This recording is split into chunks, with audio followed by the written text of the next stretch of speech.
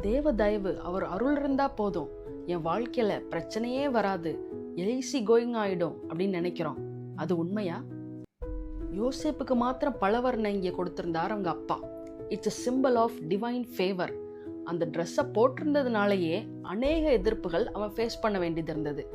அவனோட அண்ணன்மார்கள் கோவப்படுறாங்க, பொறாமப்படுறாங்க, அவர்களோட தாக்குதலுக்கு ஆளாகிறான். யோசேப்பு ஒரு தப்பும் பண்ணல. அதே போல இன்றைக்கு நீங்க அநேக எதிர்ப்புகளை ஃபேஸ் பண்ணி கொண்டு இருக்கீங்களா? பொய்யான காரியங்களை பரப்பி உங்க பேரை இழிவுபடுத்துறாங்களா? உங்க இடத்துல இருந்து உங்களை தள்ள பார்க்குறாங்களா? சோர்ந்து போயிடாதீங்க. தேவ தயவு உங்க தலைமையில இருக்குது. அரண்மனை வரைக்கும் கொண்டு போவதற்கு பெரிய திட்டத்தை தேவன் உங்களுக்கு வைத்திருக்கிறார். யோசேப்போட சகோதரர்களால பலவர்ண அங்கேயே கலட்டதான் முடிஞ்சது, கண்காணாத இடத்துக்கு துரத்ததான் முடிஞ்சது. ஆனா எகிப்துல பிரைம் மினிஸ்டரா சிங்காசனத்துல உட்கார்றத தடுக்க முடியலையே. எல்லா எதிர்ப்புகளுக்கு மத்தியில உங்களை குறித்த தேவனுடைய திட்டம் அது நிறைவேறும். தேவன் மேல் நம்பிக்கை வைத்து பொறுமையா இருங்க. நீங்க சிங்காசனத்துல அமர வைக்கப்படுகிற நாட்கள் வருகிறது.